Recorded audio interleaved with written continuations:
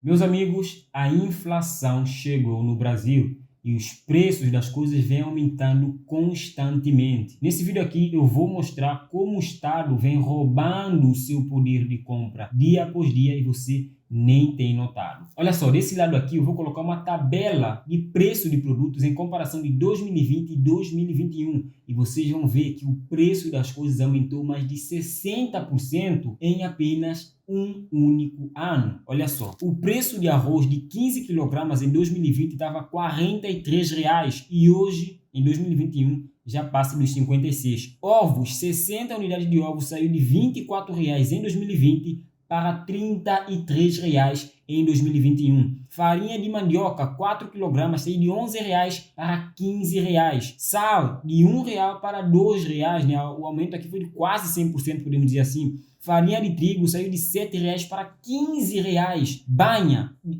kg de banha saiu de R$ 9 para R$ 17. Pessoal, a coisa tem ficado cada vez mais séria. Eu geralmente não falo sobre esse tipo de tema aqui no canal, mas eu não pude deixar isso passar em branco e não falar sobre isso aqui, não informar isso a vocês.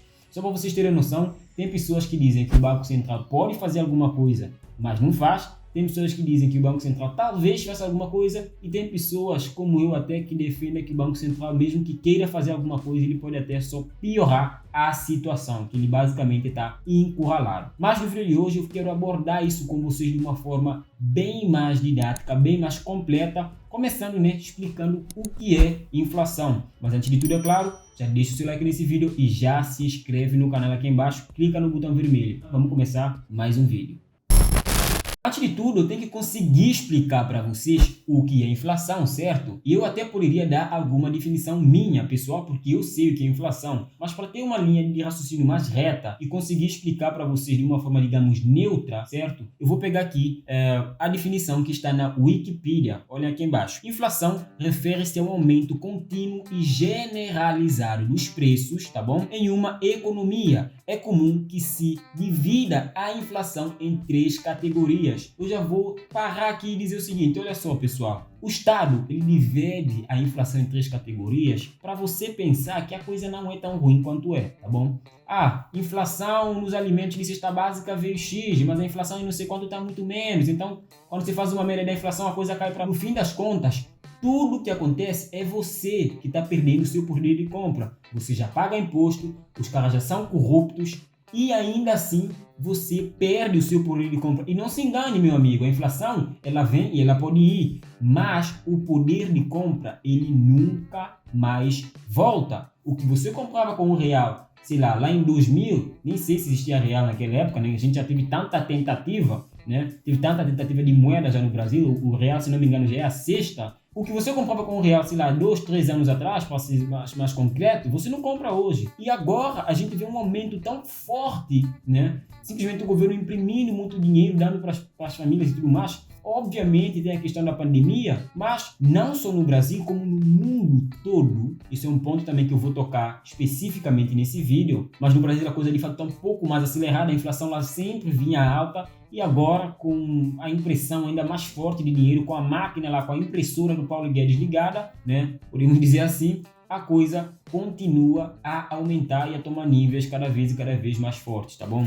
Mas vamos lá, a inflação de demanda diz respeito ao aumento de preços que se observa em casos onde o poder aquisitivo, ou seja, o poder de compra da população sobe em disparidade com a capacidade que a economia tem de prover bens e serviços demandados, ou seja, bens e serviços essenciais, Demanda, essencial, mesma coisa, tá bom? Em outras palavras, quando a demanda supera a oferta, a lei suprema do mercado, oferta e demanda, a inflação de custos ocorre quando os insumos necessários para a produção de bens e serviços ficam mais caros e os custos de produção desses mesmos bens e serviços são repassados ao consumidor final, ou seja, para você que é o consumidor final de tudo. Qualquer empresa que provém serviço, vende algum produto, quem compra é o cliente, é o cara final lá, o cliente final, é sempre a população. E somos sempre nós que pagamos isso aí, nós é que pagamos do nosso bolso a impressão desenfreada de dinheiro de qualquer governo, tá bom? Como eu disse para vocês, isso não é uma coisa que tenha acontecido, né? Esse aumento de inflação não é algo que tenha acontecido só no Brasil. A coisa no Brasil, de fato, quando o assunto é cesta básica, como eu já coloquei aqui do lado para vocês, a tabela de preços, né, onde o arroz subiu de 43 para 56, onde a banha saiu de 9 para 17, onde a farinha de trigo saiu de 7 para 15,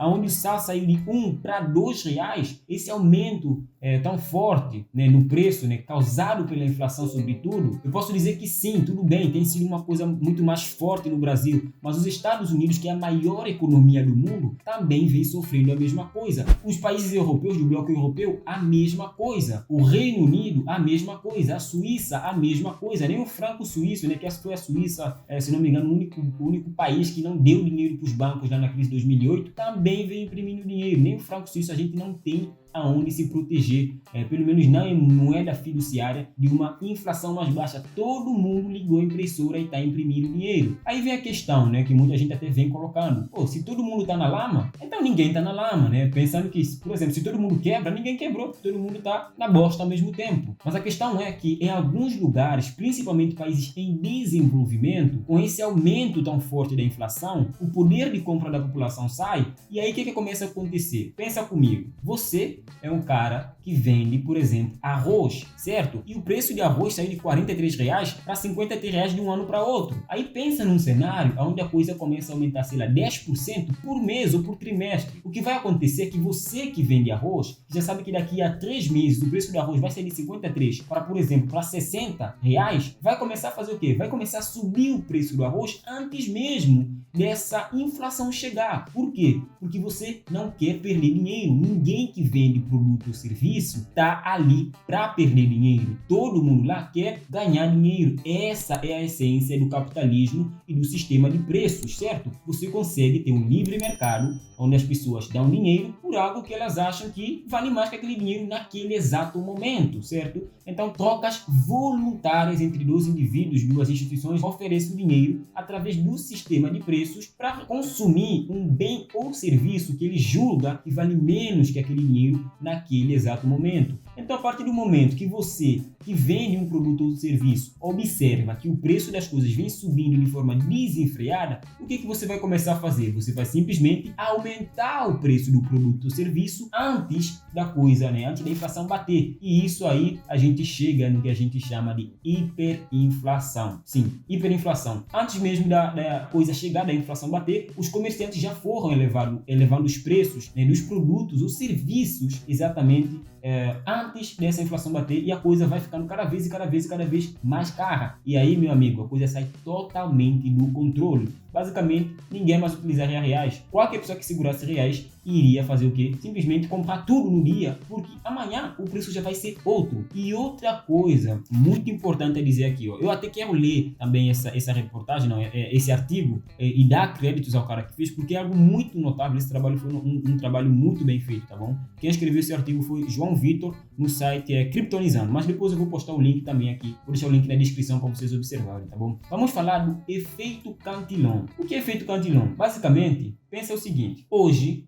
né, o salário vai sair, mas antes do salário sair, nesse exato momento, ó, vamos só dar um retrocesso um pouquinho atrás. Quando o governo imprime dinheiro nesse cenário que a gente está e dá diretamente na mão da população, a coisa até, né, fica meio controlada. Por quê? Porque o dinheiro foi diretamente para a mão da população. Mas pensa num cenário onde o governo imprime muito dinheiro para pagar instituições, para pagar suas dívidas, basicamente. O governo no Brasil é gigantesco, certo? Ele é gigantesco e ainda assim ele tem muitas coisas para pagar, coisas para fazer, tem propina, né, até para pagar para alguns caras aí. O que acontece? Se o dinheiro chega na minha mão primeiro e eu sou do governo, eu consigo comprar as coisas mais barato. Por quê? Porque antes da inflação bater, né, que é o dinheiro e circular de fato, o dinheiro chegou na minha mão primeiro, eu consigo comprar as coisas mais baratas. Depois que o dinheiro vai circulando, as pessoas notam que entrou mais dinheiro no mercado, porque a inflação, pelo menos para mim, Ednei, não é nada mais, nada menos do que quê? Do que uma impressão desenfreada de dinheiro. Quando há muita oferta de dinheiro no mercado, certo? Muito dinheiro está entrando no mercado, o pessoal está imprimindo dinheiro, o dinheiro está entrando no mercado, e a demanda é pouca ou continua a mesma, se a demanda não aumenta também, né? Se não tem mais gente demandando por dinheiro, né? Mais pessoas querendo aquela grana específica, o real no caso, o que vai acontecer é que a lei suprema do mercado vai reagir a isso aqui e vai fazer o preço do dinheiro cair. E aí a gente vê o real caindo perante o dólar batendo lá R$7. Por que isso aconteceu? Muita grana sendo imprimida e também o Banco Central diminuindo as taxas de juros, permitindo que as empresas pegassem crédito a custo basicamente zero, né?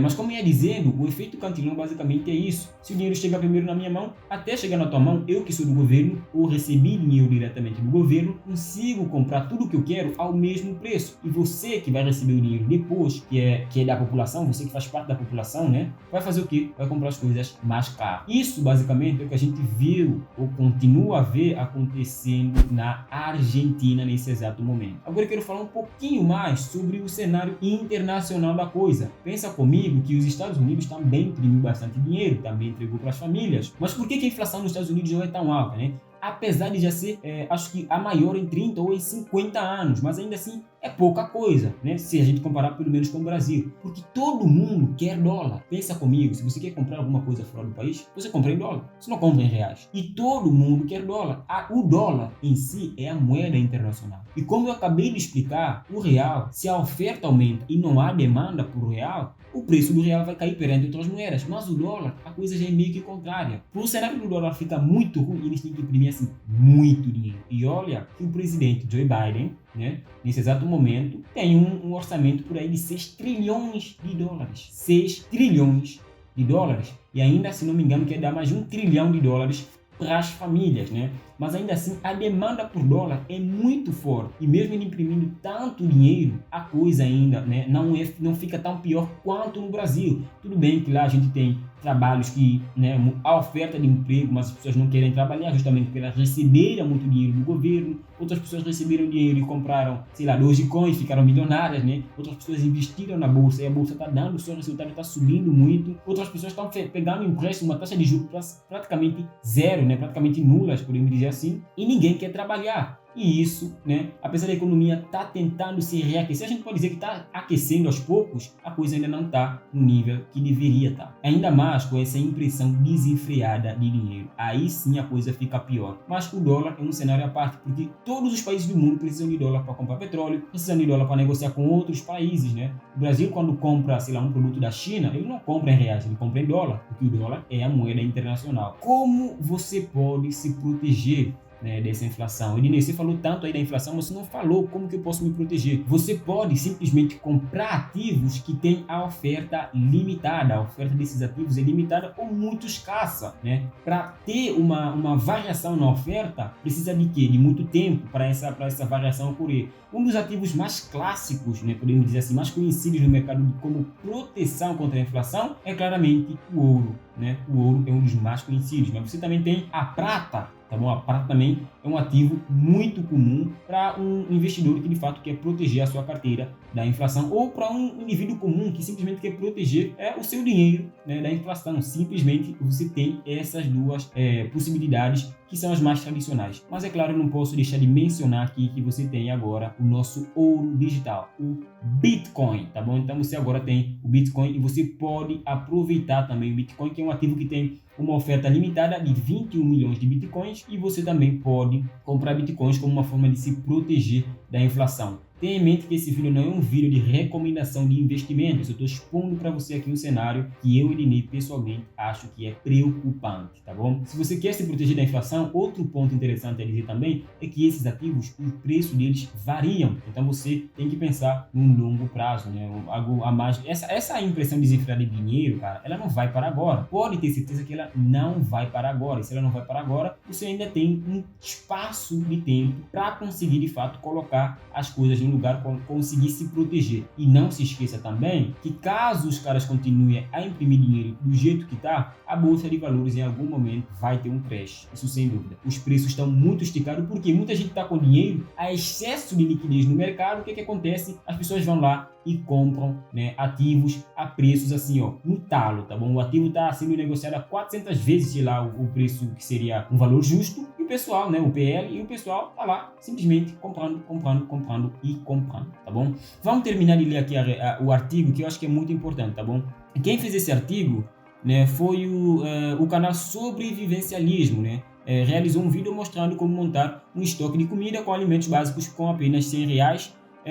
Pouco mais de um ano, um novo vídeo foi feito, reforçando que perda de poder de compra pela inflação foi de mais de 60%. Ou seja, em 2020, o cara fez um vídeo mostrando como que você pode comprar, né, uma cesta básica de alimentos utilizando apenas R$100. Mas esse ano ele foi fazer um novo vídeo e adivinha só, o preço de tudo aumentou em média 60%. O preço da cesta básica.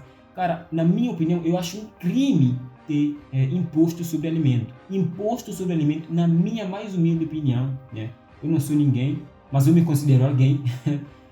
Eu acho que é um crime ter. Eu acho que não devia ter imposto sobre alimentação. Se a população não consegue se alimentar, como que ela vai produzir? Se a população tem que pensar no que vai comer amanhã, o cara que tem que pensar no que vai comer amanhã, ele não consegue sentar para dizer, pô, que legal essa conta aqui, vou inventar uma nova fórmula para a vacina da Covid. Não, ele não tem como. Porque ele está pensando, ele está todo fodido, ele está pensando no que ele vai comer amanhã, ele não tem nem o que comer. Como que ele vai pensar em outras coisas? Imposto sobre alimentação, para mim, é um dos maiores crimes que tem. Mas, vamos lá, isso é uma opinião minha, né? O cara aí fez um vídeo antes, fez um vídeo um ano depois e mostrou também a tabela aqui que eu acabei de mostrar do lado para vocês há um tempo atrás. Foi ele mesmo que montou, né? Em março de 2020, esta compra totalizou R$ 98,74. Pouco mais de um ano depois, estes mesmos produtos em mesma quantidade podem ser adquiridos por R$ 158,58. Ou seja, em 2020, o cara comprou esses produtos todos que eu falei aqui, ó, 15 kg de arroz, 60 unidades de ovos, farinha de mandioca 4 kg, né, sal 1 kg, farinha de trigo 5 kg, banha 1 kg, tudo isso ele comprou no ano passado por R$ 98. E esse ano aqui ele teve que comprar isso aí a R$ 158, um aumento de 60,6% neste curtíssimo período de tempo que foi de um ano. Tá bom? Ele também, né, passa outras dicas aqui, né? Fala de outras coisas a mais, mas eu acho que esse vídeo já tá ficando um pouco longo. O que eu quero pedir agora para você é o seguinte: eu quero saber se você já passou por uma hiperinflação. Eu sei que no Brasil já teve hiperinflação no passado. Se você passou por essa hiperinflação, conta aqui como é que foi a coisa, né? Os preços subiram, como é que a população se comportava, como que eram as filas para entrar nas lojas, como que era a falta de produtos. Conta aqui na descrição para as pessoas novas que estão aqui, pessoas que não passaram por isso. Eu felizmente nunca passei, mas eu imagino que deve ser um cenário assim. Cara, eu não desejaria para nenhum país, para ninguém passar por isso, né? Não ter produtos na prateleira, ver o seu poder de compra indo pro saco todo dia, né? Todo dia deve ser muito ruim. Mas é isso, pessoal, me por aqui. Deixa o seu like nesse vídeo, se inscreve no canal e eu vejo você no nosso próximo vídeo. Bora pro mercado, bora lucrar. Fui!